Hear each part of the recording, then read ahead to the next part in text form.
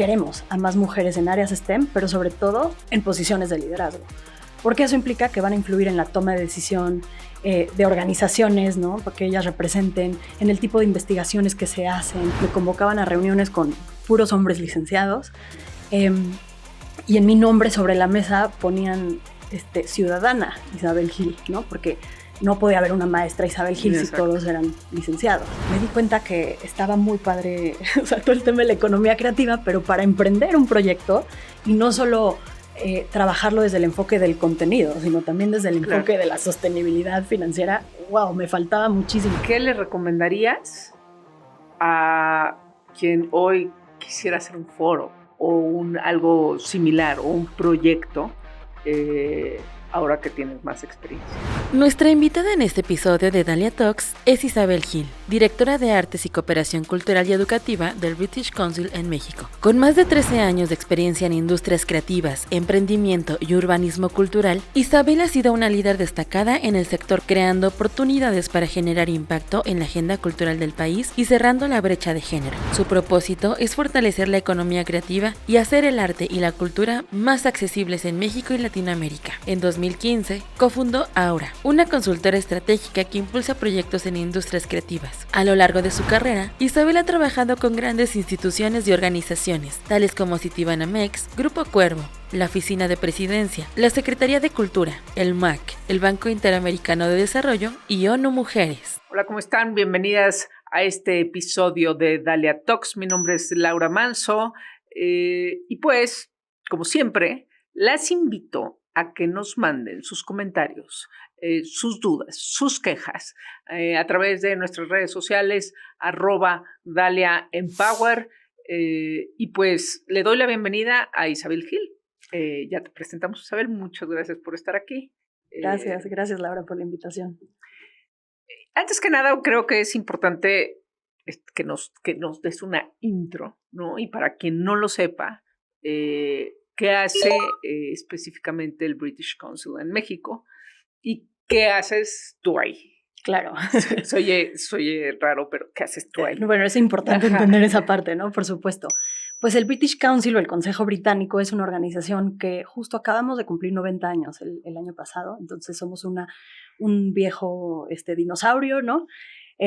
Con muchísima experiencia en el campo de la cooperación internacional, y eso es específicamente a lo que nos dedicamos, a tratar de construir un mundo más pacífico, más próspero, a través de las conexiones internacionales y el interés por la agenda de los principales problemas globales, ¿no? Dentro del British Council yo soy la directora de Cooperación Cultural y Educativa, y eso significa que básicamente a mi cargo están los programas en la agenda de cooperación que para el Reino Unido están en 3 áreas: enseñanza de idiomas, educación. En México nos enfocamos principalmente en educación superior, educación no formal y todo el tema de arte y cultura. Bueno, Isabel, y te invitamos precisamente a venir aquí, gracias por esa intro, porque tienen ahorita una oferta de becas y que siempre esas ofertas de becas hay que aprovecharlas y hay que ponerles mucha atención, porque esas posibilidades en la vida y esas oportunidades no se dan mucho y no se dan tan frecuentemente. Entonces, aquí a quienes nos están escuchando, es lo primero que quiero agendar en esta conversación. Platícanos sobre estas becas. Genial, sí. Como bien dices, estas oportunidades son pocas y esta además está increíble. Estamos dando 10 becas para mujeres que quieren estudiar un posgrado, una maestría en el Reino Unido en algún área de STEM. Son becas totalmente pagadas, porque de pronto hay becas, pero son becas que cubren, no sé, la colegiatura, ¿no? Esta beca cubre la colegiatura, gastos de manutención, tu estancia en el Reino Unido durante 1 año, el boleto de avión para que llegues a Reino Unido y regreses de Reino Unido al país, ¿no? Cubre, por ejemplo, los gastos de tu visa. Si quieres tomar cursos de inglés para mejorar tu nivel de inglés en el British Council, eso está cubierto. Incluso te reembolsamos el IELTS, que es el examen de certificación de inglés que tendrías que tomar para ser aceptada por una universidad allá, ¿no? Entonces, cubren absolutamente todo. Es una alianza que estamos haciendo con 2 universidades en Inglaterra, que son Durham y Essex. Son universidades de primer nivel que tienen una oferta muy interesante, muy valiosa en áreas STEM, que son amplias. Entonces, pues estas mujeres pueden aplicar.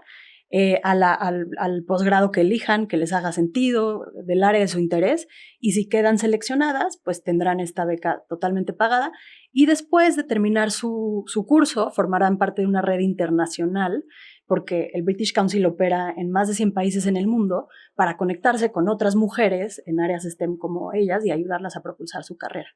Claro, qué interesante, quiero aplicar. Yo también, pero creo que ya es muy tarde para mí, no sé para ti. Ahora, nada más igual también muchas personas, muchas mujeres estarán enteradas, otras no. ¿Cuáles son los requisitos para ya aplicar para una beca de posgrado? Claro, pues lo primero, tienes que tener una licenciatura en un área afín, ¿no? Completada, y el proceso es básicamente tú aplicas directamente a una de estas universidades y las universidades son las que hacen el filtro, ¿no? Para ver si esa persona cumple con los requisitos para poder cursar ese programa. Una vez y ese es, digamos, como el estándar de cualquier universidad para aplicar a cualquier posgrado. Una vez que quede seleccionada en uno de esos programas dentro de estas universidades, se hace un estudio socioeconómico para ver si cumples con esas necesidades para que se te sea otorgada la beca. Porque al final estamos buscando impulsar a mujeres que no tendrían otra forma de acceder a este tipo de maestrías y de programas de lo contrario, ¿no? O sea, si lo pueden pagar, pues eso está genial, pero estamos buscando personas que no tendrían manera de pagarlo. Entonces, ese es otro filtro muy importante. Y pues lo otro es, para nosotros es clave que regresen a México, ¿no? O sea, que al terminar ese curso regresen a México, se inserten en el mercado laboral y empiecen aquí su carrera profesional. Cuando cierren estas becas nos cuentan quiénes son esas mujeres afortunadas que van a ir y van a tener, y van a cambiar su vida y van a cambiar su futuro, ¿no? Después de esa experiencia. Qué bueno que existe esto. ¿Por qué para mujeres? Híjole, por diferentes razones, ¿no? Una clave es que necesitamos cambiar el entorno profesional de las áreas STEM porque están muy dominados por los hombres. Alrededor del 38% de las mujeres en México eligen carreras en áreas STEM. Conforme van avanzando en sus carreras, pues un porcentaje menor y menor va alcanzando posiciones de liderazgo. Queremos a más mujeres en áreas STEM, pero sobre todo en posiciones de liderazgo, porque eso implica que van a influir en la toma de decisión de organizaciones, ¿no? Porque ellas representen en el tipo de investigaciones que se hacen, habrán oportunidades para otras mujeres para que ocupen ese campo. Yo creo que un entorno laboral en cualquier cosa, ¿no? Pero ahorita hablando STEM, dominado únicamente por un género con un solo enfoque, deja un área gris sustancial y tenemos que ofrecer oportunidades para personas capaces de llenarlo, ¿no?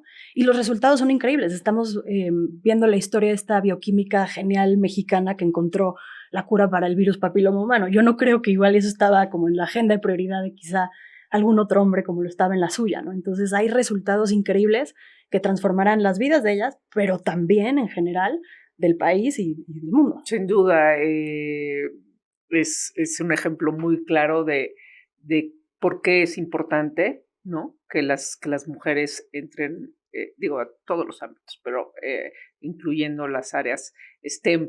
¡Qué bien! Y qué interesante, y no me voy a meter este tema, pero me cuesta trabajo no decir nada. Qué importantes son las relaciones con otros países, ¿no? Justamente fomentar pues, el desarrollo, la relación, creo que hay mucho que ganar cuando se tienen este tipo de organizaciones, organismos que lo hacen. Ahora, hablemos un poco más de ti, justamente el parte del trabajo que haces ahí y que es tan importante y que determina pues varias cosas de lo que hace el consejo. Pero bueno, pues tienes una carrera, ¿no? a la que hay que poner atención y que está relacionada con las industrias creativas, bueno, la educación. ¿Qué es? Antes que nada, para entender un poquito, ¿cómo terminaste ahí? Es que, bueno, habemos personas que de repente tienen como llamados a una vocación muy particular, a veces temprano en la vida, ¿no? Yo fui una de esas personas y muy temprano, supongo, entendí el valor que tenía la cultura para la transformación y la sensibilización social y dije, voy para allá, ¿no? Yo Tengo una vocación de tratar de transformar México, de transformar el mundo, de dejarlo mejor que lo encontramos. Y ahí vi un área de oportunidad donde yo podía incidir. Me tocó la crisis del 2008, cuando yo terminé la licenciatura. Era complicado el entorno laboral y opté por irme a estudiar una maestría. Y estudié una maestría en Industrias Creativas y Culturales, justo en el Reino Unido, porque en ese entonces estaba hablando mucho del poder que tenían las industrias creativas y culturales, sí de transformación social, pero también desde una lógica económica, ¿no? De creación del Producto Interno Bruto, de generación de empleo, y era algo muy nuevo en ese entonces. Y me pareció como la mejor forma de amalgamar ambos mundos y pues me fui a estudiar eso un año, me empecé a interesar mucho por el poder de transformación urbano, ¿no? En las ciudades, en los entornos, en los campos sociales. Regresé de la maestría, tratar de insertarme en el mercado laboral fue mucho más difícil de lo que pensé, porque te desconectas, ¿no? Y a veces entrar en el mercado laboral no es nada más buscar vacantes en línea, sino estar conectado con las personas, en las conversaciones, en la actualidad, saber escuchar, detectar esas oportunidades. Y yo me había distanciado un poco de eso, ¿no? Regresé tratando de entrar a hacer consultoría cultural, que era lo que yo puse en práctica estando en Reino Unido, y me encontré que eso no existía en México, no había un mercado para eso en México, ¿no? O sea, ¿quién iba a poder vivir de eso? O eras gestor, o eras curador, ¿no?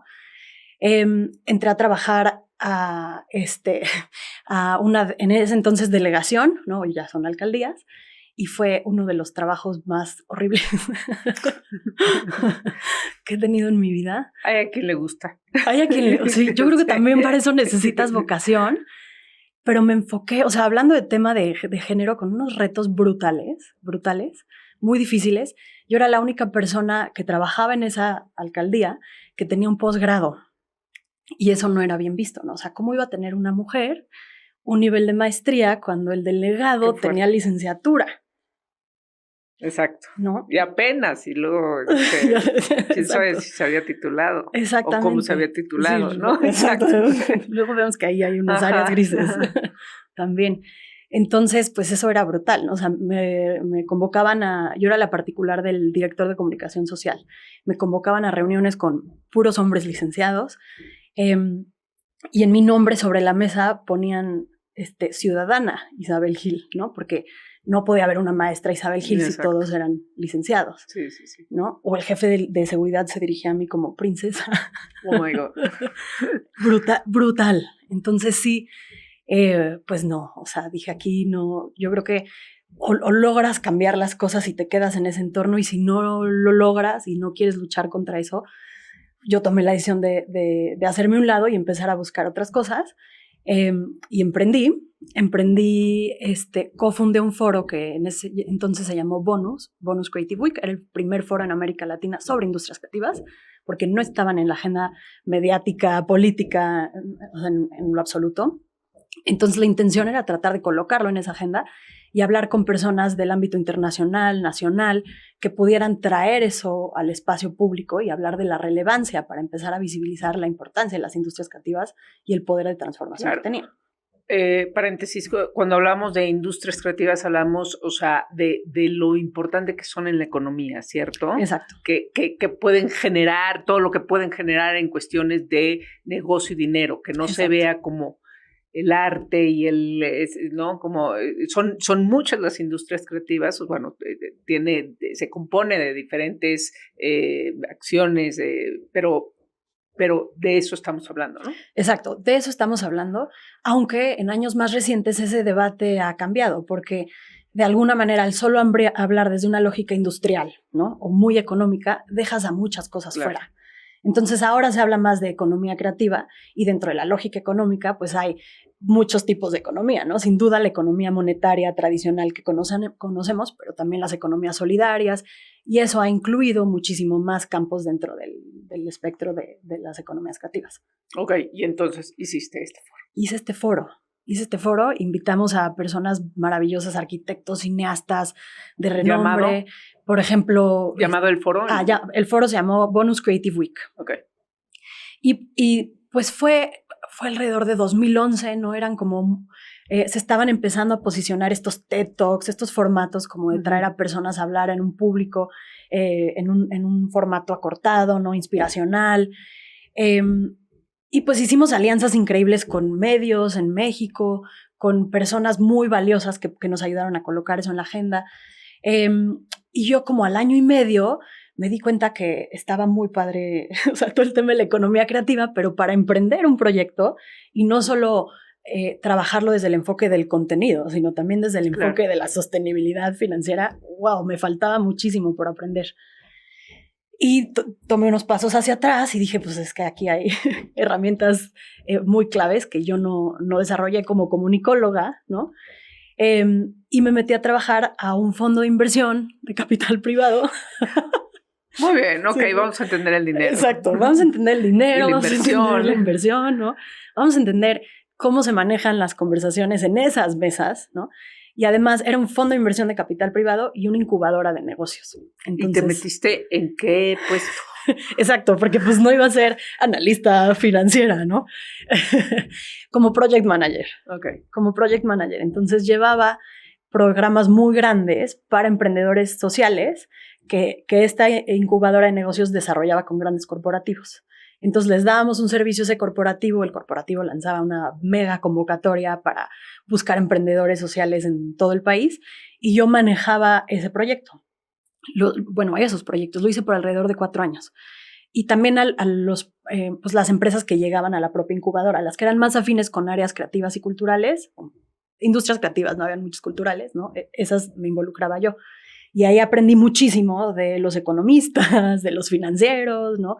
De todos los otros perfiles con los que yo no había tenido contacto en mi vida profesional.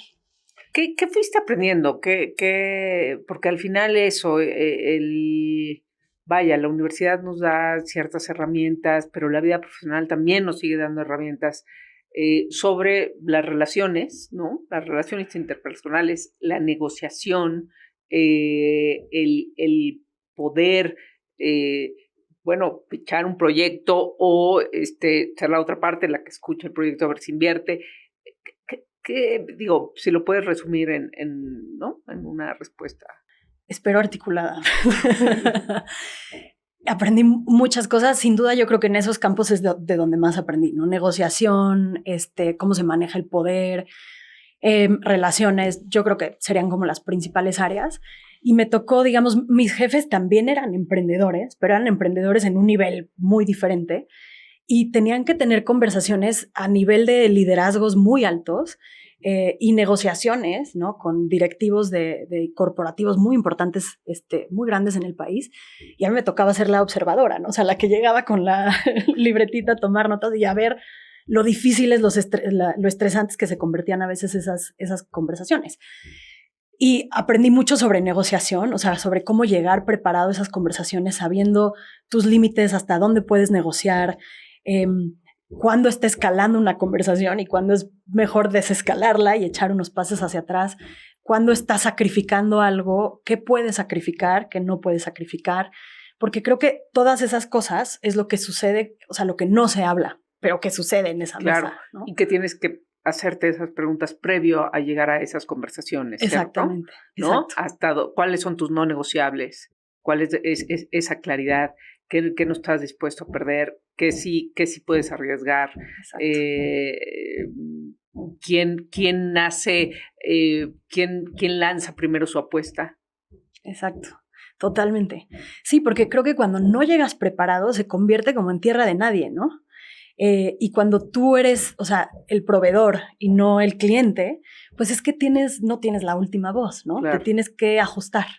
Entonces, como proveedor, creo que es muy valioso entender esos límites para que sientas que estás formando parte de una negociación justa, donde también cubres tus intereses, no solo monetarios, sino de impacto, alcances, relaciones laborales, crecimiento. Y a veces eso siento que no siempre es lo primero que se pone sobre la mesa. Ahora, como seres humanos, de estas habilidades hay unas que desarrollamos más rápido que otras, ¿no? Otras que nos cuesta más trabajo aprender. ¿Cuál es la tuya? ¿Cuál ha sido la tuya constante a lo largo de los años? Yo creo que, una es la comunicación. yo me formé como comunicadora. Entonces creo que esa habilidad de comunicar, mandar bien los mensajes, poder inspirar a los equipos, a las personas, es algo que me ha funcionado. Pero ahora me estoy encontrando con nuevos retos como dentro de esa comunicación, no solo hacia afuera, sino dentro de una organización, cómo tener conversaciones difíciles, incómodas, cómo comunicas dentro de esa parte, ¿no? Esa es una. Y la otra es que creo que he tenido una gran habilidad conectando personas que están buscando como oportunidades. O sea, a lo largo de mi vida me he beneficiado mucho de las relaciones de las personas con las que me he conectado y he sabido mantenerlas vivas en diferentes momentos o poderlas retomar desde un lugar personal y profesional, pero también como de interés auténtico, de crecimiento mutuo. Y creo que eso me ha ayudado a generar oportunidades para mí, pero también para otras personas en el campo, ¿no? Ahora, ¿qué le ves de distinto justo a las economías creativas o a las industrias creativas con respecto a otros mundos? ¿Realmente es distinto o no? Yo creo que sí, pero quizá tengo un sesgo. Yo creo que sí, y la razón por la que creo que sí es porque en cualquier otro sector produces, no sé, bienes y servicios que no cargan con un mensaje creativo, cultural, una historia que tiene el poder de transformar, no sé, percepciones, sentimientos. Las industrias creativas y culturales sí hacen eso, ¿no? O sea, si tú ves un documental, si tú escuchas una canción, no sé, pruebas algún alimento, te vistes de cierta forma, hay un mensaje implícito en todas esas cosas, a veces inconsciente, a veces muy consciente. Los otros sectores no cargan con esa otra parte simbólica, ¿no? Entonces yo creo que la economía creativa tiene un poder de transformación muy importante en el mundo de lo simbólico y ese es el valor agregado. Y todo lo demás, pues opera, claro, pues no sé, dentro del Producto Interno Bruto, la generación de empleos, ¿no? Claro.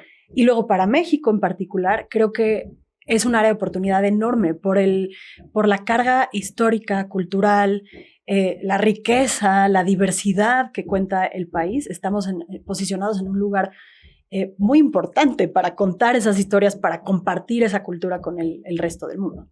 ¿Qué de México, qué de las mujeres de México para hacer, qué de las mexicanas, ¿no? O sea, dices, bueno, ok, hay 10 becas y las mexicanas van a ir para allá. Y luego también, pues tenemos esta perspectiva, ¿no? Cada vez menos, pero bueno, el Reino Unido, históricamente, el imperio, lo que tú quieras. ¿Qué es lo que más se admira del Reino Unido en las mujeres mexicanas, si es que lo tienes presente? Yo creo que somos, pues, muy reconocidos justo por esa creatividad, por esa cultura, y mucho yo creo que lo albergan las mujeres, ¿no? O sea, en la cocina, en las historias, en la familia, en las tradiciones, en los bordados, en los tejidos. O sea, las mujeres en México son quienes mejor guardan y más han cuidado esas tradiciones y las pasan como de generación en generación. Esta cultura de cuidados, de acompañar. Y yo creo que eso es algo que es reconocido en el Reino Unido. ¿Cómo llegaste tú al consejo? ¿Cómo fue ese paso? ¿Cómo fue ese paso? Pues fui muy afortunada porque me gané una beca del Consejo Británico en el 2019. Previo a la pandemia, lanzaron una convocatoria para un programa que aún sigue vivo, que se llama el Creative Leadership Program. Y lo que busca es impulsar a líderes en el campo de las economías creativas para que desarrollen habilidades de gobernanza y de liderazgo que puedan permear en las organizaciones en las que trabajan en México. Y apliqué a ese programa, fui una de las 10 afortunadas que quedó seleccionadas.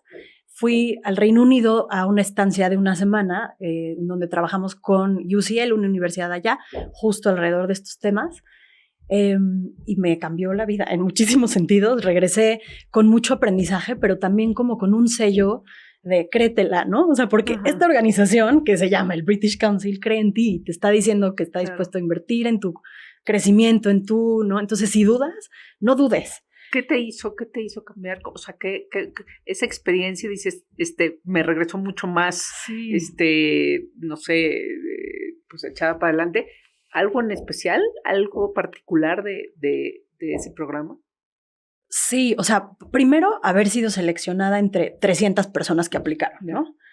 Y luego haber estado como en una semana intensa de desarrollar habilidades, que te hace que te caigan muchos veintes, porque creo que a veces cuando trabajas en el sector cultural, la profesionalización o como que continuar desarrollando habilidades y capacitándote es algo difícil porque no hay recursos. Y sí, pues estás como en un sector muy cerrado a ese otro entorno, ¿no? Entonces hizo que me cayeran muchos veintes que me ayudaron a creérmela muchísimo más. Y yo creo que es más fuerte como mujer. Hicimos un estudio de eso y salió que sí, ¿no? Como que el aval, o sea, como que tenemos esta parte de como la duda de si merecemos estar ahí sí, o totalmente, ¿no? está comprobado. Exacto. Entonces yo era víctima de eso, a veces todavía soy. Y para mí esa cosa cambió completamente. Y llegué mucho más posicionada, con como más herramientas, sentándome mejor en mi lugar, ¿no? Tomando mejor ese lugar. Sintiéndote mejor contigo misma. Sintiéndome mejor conmigo misma. Y además, tenía un bebé, o sea, yo llevaba, no sé, yo creo que mi hijo tendría pocos meses, o sea, tendría, no sé, 6, 7 meses. Entonces yo era, o sea, una mujer que recién se había convertido en mamá, con todo lo que eso implica, cuando me fui al programa. Entonces fue como un regresar a mí, o sea, un decirme, sí, estás pasando por todo este proceso brutal de la lactancia y las hormonas y dudas de ti y no duermes y no. ¿Cómo que lo dejaste? Con mi mamá, que es una maravilla, mi esposo. Entonces una red de apoyo que te permite también hacer estas cosas. Sí, es clave. Sí, y lo digo porque en efecto, o sea, no hay historia de una mujer exitosa. Vaya, los hombres siempre han tenido redes de apoyo porque están sus mujeres cuidando a sus hijos. Pero cuando, o sea, las mujeres entonces tienen que tejerse otras extras, ¿no? Porque normalmente, pero bueno, está muy bien, esposos responsables. Exacto. O esposos o parejas, pues. Exacto. Ok, ¿qué te dejó ese programa? ¿Qué es gobernanza? O sea, una cosa es ya tú contigo misma, ¿no? Y tu propia percepción de ti, y otra cosa es la gestión, la gobernanza. ¿Qué aprendiste? Pues, o sea, de entrada yo ni sabía qué era la gobernanza, ¿no? Entonces, desde la definición del término hasta cómo la puedes implementar en una organización. Pero para mí fue muy revelador entender que en la toma de decisión de las organizaciones, ¿no? Existen consejos, consultivos, comités. O sea, para mí eran esta cosa de hombres en traje que se sientan como en una mesa redonda y tienen discusiones de 4 horas. Eso es lo que yo veía cuando trabajaba en el fondo, ¿no? Yo no participaba dentro de los consejos. Veía a mis jefes entrar estresados con 85 notas y, ¿no? Con los inversionistas, que se preparaban, no sé, semanas antes, pero nunca había estado en una de esas reuniones. Y empecé a entender mucho mejor cómo son herramientas en la toma de decisión, cómo llegas a consensos, cómo tienes otras personas que son expertos en campos en los que tú no eres, que se sientan en esa mesa con la mejor intención de ayudarte, y cómo a veces esas conversaciones no son fáciles, aunque todos tengan el mismo objetivo, ¿no? Y regresé e implementé un organismo de gobernanza dentro de mi propia organización. Después de salirme de la incubadora de negocios, cofundé una organización que se llama Aura. Es una consultoría en el campo cultural y creativo, ¿no? Llevamos 10 años de existir en el país y de generar alianzas y proyectos diferentes y muy interesantes. Pero yo entré al programa como directora de esta organización y regresé a proponer un organismo de gobernanza que nos ayudara a propulsar el trabajo que estábamos haciendo en Aura. Entonces lo puse en práctica. Totalmente. ¿Qué le recomendarías a quien hoy quisiera hacer un foro o algo similar o un proyecto ahora que tienes más experiencia? Ahora que tengo más experiencia. Pues primero es que tengan muy claro el modelo de negocio de ese foro, porque no es nada más tener contenidos increíbles y presentarlos y tener a los medios aliados, ¿no? Si no tienes un modelo de negocio pensado desde la sostenibilidad, pues lograrás hacer un evento y ya, ¿no? Entonces, eso por un lado, pero también creo que los foros, o sea, hay tantos foros ya, ¿no? Y estás compitiendo con tantos espacios de diálogo en las redes sociales. Sí. Y hay un bombardeo tremendo de comunicación y de contenidos por todos lados, ¿no? Exacto. Entonces tienes que tener eso muy presente y entender cuál es tu propuesta de valor dentro de ese espacio saturado. ¿Cuál es esa propuesta de valor? Porque yo creo que eso es lo que nos falló un poco, ¿no? O sea, estábamos tan emocionadas con la idea de la economía creativa y los ponentes y se veía tanto el interés de la agenda mediática por cubrirlo, que el enfoque fue en eso y no quizá en la sostenibilidad del proyecto, ¿no? Y claro, las cosas han cambiado mucho, ¿no? O sea, en ese entonces logramos financiamiento de lo que era Conaculta, de la Secretaría de Economía, de lo que era ProMéxico. Hoy la agenda pública, los fondos han cambiado mucho. Sí, ya no les interesa ese tipo de acciones. Exacto, ¿no? Entonces tienes que buscar una lógica muy distinta a otro tipo de aliados, otro tipo de socios. Entonces yo lo pensaría un poco por ahí. Ok. Y para quien quiere hacer algo, ya tiene, o sea, trabaja en su modelo de negocio, ya tiene cuál es el contenido o la sustancia de su negocio, para levantar la mano, si no son con instituciones, si no hay mucha claridad de por dónde, ¿cómo se hace si no se tienen aún esos contactos ya establecidos? Pues es que creo que depende mucho de cuál es la necesidad que tienes, ¿no? Porque tú puedes plantear tu negocio y decir yo voy a hacer X cosa y habrá áreas en donde estás fuerte y que tienes muy bien planteadas y que no necesitas ayuda y habrá áreas de oportunidad en donde sí necesitas ayuda, ¿no? Y eso puede ser desde inversión, un socio, una socia. Entonces, primero es detectar qué es lo que te falta a ti dentro de tu idea que te va a ayudar a llegar a eso. Y salir a buscarlo, ¿no? Y dependiendo de lo que necesitas, pues llegarás a esos espacios. Si buscas inversión, pues hay diferentes fondos, ¿no? A los que tendrías que estar pitchando si estás buscando hacer algo más bootstrapped, o el famoso Friends and Family, ¿no? A quién tienes que hacer como esas llamadas, ¿no? Pero dependerá mucho, yo creo, de la necesidad que tienes y saber entrar y conectar con los entornos que lo pueden ofrecer. ¿Algún otro consejo que se me está escapando? O sea, no sé, estaba tratando de armar el rompecabezas. No, o sea, con eso básicamente, digo, la base, ¿no? Sí, yo creo que esa es la base. Buscar aliados, tener un modelo de negocio, saber cuál es tu diferenciador. Exacto, tu propuesta de valor. Tu propuesta de valor. Entender tu mercado. Y cuéntanos qué hace entonces, porque ya no andamos en eso, qué hace tu organización. Mi organización es una consultoría en el campo del arte y la cultura que trabaja a lo largo de toda la cadena de valor, porque hacemos proyectos desde la investigación, entonces hemos hecho estudios de impacto de públicos, de museos, ¿no? Investigaciones, por ejemplo, para el Banco Interamericano de Desarrollo sobre economía creativa, consultorías para fundaciones que quieren tener un impacto en arte y cultura en México. Entonces hemos hecho desde cosas así hasta el final de la cadena de valor, ya pensando más como en la producción. Museos nuevos, ¿no? Nosotros hicimos el M68, que es el nuevo, bueno, ya no tan nuevo, ¿no? Pero el Museo del Memorial del 68 que se inauguró en el 2018 para el 50 aniversario. Hemos hecho aplicaciones, páginas web, exposiciones, libros. ¿Eso es abarcar mucho o no necesariamente? Es abarcarlo todo. Y entonces alguien en Reino Unido... Reto. Es un mega reto. Alguien en Reino Unido nos diría, escoge una cosa. Ajá. O sea, ¿por qué estás haciendo todo? Exacto. O sea, enfócate en lo que eres bueno. Sí, yo creo que eso aplica en muchos sectores, pero no creo que aplique en el sector cultural porque el mercado es tan pequeño que si no diversificas tu oferta, no tienes manera de ser sostenible en el largo plazo. Entonces, más bien, mantuvimos esa propuesta de valor tan amplia y lo hacemos a través de un modelo de operación flexible, que eso implica que el equipo central es pequeño y constantemente contratamos expertos, ¿no? De diferentes áreas y hemos hecho esas relaciones para poder trabajar con ellos. ¿Alguno de los más recientes proyectos que te haya emocionado mucho? Alguno de los más recientes, hicimos en Mondiacult, porque ahora viene Mondiacult, que es el Foro de Políticas Públicas de la UNESCO, el pasado, que fue en México, que fue el segundo después de 40 años de que no hubiera un foro así de importante, hicimos una publicación donde analizamos políticas culturales en América Latina, una selección de 8 países, para tratar de ver cuál es la oferta, dónde está poniendo el punto sobre la I, digamos, ¿no? América Latina en esa conversación y qué tiene de potencial para aportar a conversaciones globales. Ok.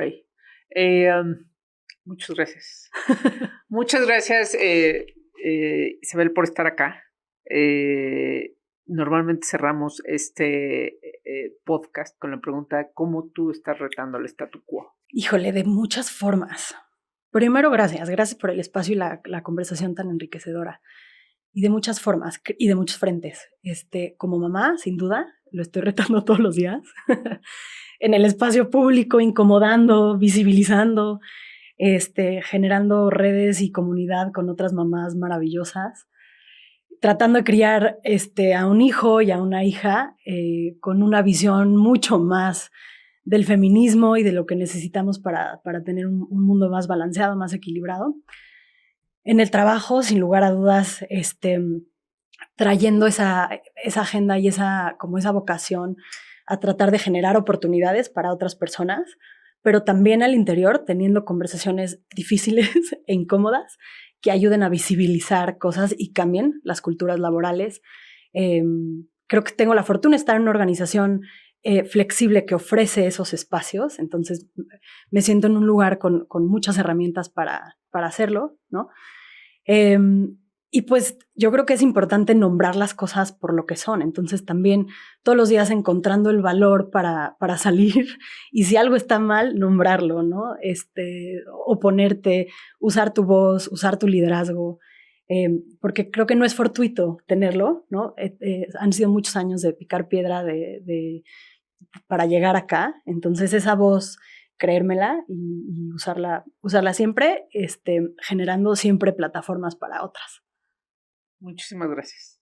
Gracias a ti. Me encanta tu respuesta y qué bueno que eduques a hijos, a un niño con visión feminista. Eso está muy bien. Genial. Muchas gracias. ¿Dónde eres usuaria de redes sociales? ¿La gente te puede seguir? La gente me puede seguir. No soy la más ávida ni la más constante, pero me pueden seguir. En Instagram estoy como Isabel Gil G. X no lo pelo. En LinkedIn, cosas más profesionales. Ahí publico muchas oportunidades de becas y demás, es, ¿no? Muy importante, muy importante. Ahí es donde pueden ver todo lo de las becas. Y si quieren seguir al British Council, MX, o sea, @MX British en LinkedIn, en Instagram, y nuestra página web britishcouncil.org.mx. Ahí está toda la oferta de programas increíbles que tenemos. Gracias, Isabel, y gracias a todas ustedes por acompañarnos hasta el final de este episodio. Yo soy Laura Manso. Escríbanos, recuérdenlo. Nos vemos la próxima. Te esperamos en el siguiente episodio de Dalia Talks. Compártelo y únete a nuestra comunidad. Gracias por escucharnos.